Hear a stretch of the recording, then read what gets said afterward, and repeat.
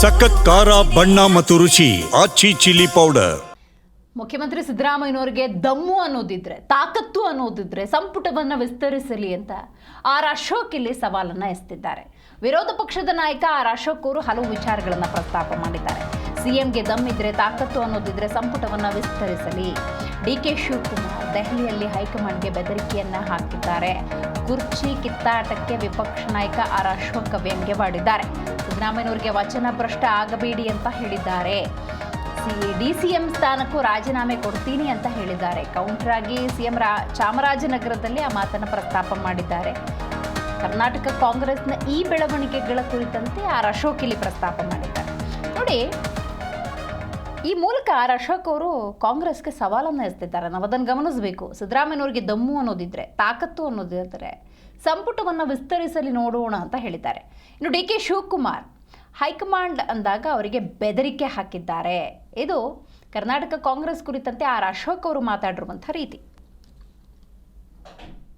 ಅಲ್ಲಿ ಹೋದವರೆಲ್ಲ C M ಸ್ಥಾನ ಹೋಗ್ತೈತೆ ಅಂದ್ರೆ ಅದು ಸಿದ್ದರಾಮಯ್ಯನವರು ನಾನೇ ಇನ್ನೂ 5 ವರ್ಷ ಇರ್ತೀನಿ ಅಂತ ಹೇಳಿದ್ದಾರೆ. ಅದು ನಾನೇ ಇನ್ನೂ 5 ವರ್ಷ, 2.5 ವರ್ಷ ಅಲ್ಲ, ನಾನೇ ಇನ್ನೂ 5 ವರ್ಷ, ಮುಂದಿನ ಬಡ್ಜೆಟ್ಟು ನಾನೇ ಮಾಡ್ತೀನಿ, ಆಮೇಲೆ ಯಾವುದೇ ರೀತಿ ಮಂತ್ರಿಮಂಡಲದ ವಿಸ್ತರಣೆಯೂ ಇಲ್ಲ, ಬದಲಾವಣೆಯೂ ಇಲ್ಲ, ಏನೂ ಇಲ್ಲ ಅಂತ ಹೇಳಿದ್ದಾರೆ. ಅಂದರೆ ಸಿದ್ದರಾಮಯ್ಯ ನಾನು ಮುಖ್ಯಮಂತ್ರಿ ಸ್ಥಾನ ಬಿಟ್ಕೊಡಲ್ಲ ಅಂತೇಳಿ ಗಟ್ಟಿಯಾಗಿ ಚೇರ್ನ ಹಿಡ್ಕೊಂಡಿದ್ದಾರೆ.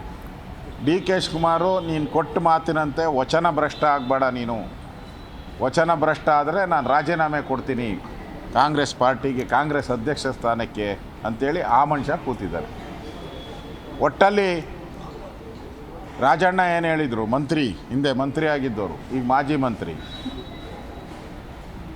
ರಾಮನಗರದ ಶಾಸಕ ಏನು ಹೇಳಿದ್ದ, ದಾವಣಗೆರೆ ಶಾಸಕರು ಏನು ಹೇಳಿದರು, ಇಕ್ಬಾಲ್ ಹುಸೇನ್ ಹೇಳಿದರು, ಶಿವಗಂಗಾ ಬಸವರಾಜ್ ಏನು ಹೇಳಿದರು, ಅದೆಲ್ಲ ಕ್ರಾಂತಿ ಅನ್ನೋದು ಈಗ ಕರೆಕ್ಟ್ ಆಗ್ತಾ ಇದೆಯಲ್ಲ. ಸಿದ್ದರಾಮಯ್ಯ ಏನು ಹೇಳಿದಾನೆ, ಕ್ರಾಂತಿನೂ ಇಲ್ಲ, ಯಾವುದೂ ಇಲ್ಲ ಅಂತ. ಕ್ರಾಂತಿ ಇಲ್ಲ ಅಂದರೆ ಯಾಕೆ ಪದೇ ಪದೇ ನಾನೇ ಸಿ ಎಮ್ ಅಂತ ಹೇಳ್ಬೇಕು? ನೀವು ಅವಶ್ಯಕತೆ ಏನಿದೆ? ಚರ್ಚೆ ಯಾಕೆ ಮಾಡ್ತೀರಾ? ಹೋದ ಕಡೆ ಎಲ್ಲ ನಾನೇನಂತೆ ನೆನ್ನೆನೂ ಹೇಳಿದ್ದೀರಾ, ಆಯ್ತು ಮುಗೀತು. ಮೊನ್ನೆನೂ ಹೇಳಿದ್ದೀರಾ, ಇವತ್ತು ಹೇಳ್ತಾ ಇದ್ದೀರಾ, ನಾಳೆನೂ ಹೇಳ್ತೀರ. ಹಾಗಾದ್ರೆ ಡಿ ಕೆ ಶಿವಕುಮಾರ್ ಯಾಕೆ ಕಾಂಗ್ರೆಸ್ ಅಧ್ಯಕ್ಷ ಸ್ಥಾನಕ್ಕೆ, ಉಪಮುಖ್ಯಮಂತ್ರಿ ಸ್ಥಾನಕ್ಕೆ ರಾಜೀನಾಮೆ ಕೊಡ್ತೀನಿ ಅಂತ ಇಂಟ್ಯಾಕೆ ಕೊಟ್ಟಿದ್ದಾರೆ? ಮಂತ್ರಿಮಂಡಲ ಯಾಕೆ ಹೇಳಿದ್ರಲ್ಲ, 2 ವರ್ಷ ಆದಮೇಲೆ ಎಲ್ಲ ಮಂತ್ರಿಮಂಡಲವನ್ನು ಬದಲಾವಣೆ ಮಾಡ್ತೀನಿ ಅಂದ್ರಿ. 2.5 ವರ್ಷ ಆಯಿತು, ಯಾಕೆ ಮಂತ್ರಿಮಂಡಲ ಬದಲಾವಣೆ ಮಾಡ್ತಾಯಿಲ್ಲ? ಸಿದ್ದರಾಮಯ್ಯನವ್ರಿಗೆ ದಮ್ಮಿದ್ರೆ, ತಾಕತ್ತಿದ್ರೆ ಮಾಡಲಿ ನೋಡೋಣ, ಅದು ಕನ್ಫರ್ಮ್ ಆಗ್ತೈತೆ. ಇವ್ರು ಮಾಡಿದ್ರೆ ಡಿ ಕೆ ಆಗಲ್ಲ ಅನ್ನೋದು ಕನ್ಫರ್ಮ್ ಆಗ್ತೈತೆ. ಅಲ್ಲ, ಅದು ಮಾಡ್ತಾ ಇಲ್ಲ. ಕ್ರಾಂತಿನೂ ಇಲ್ಲ, ಭ್ರಾಂತಿ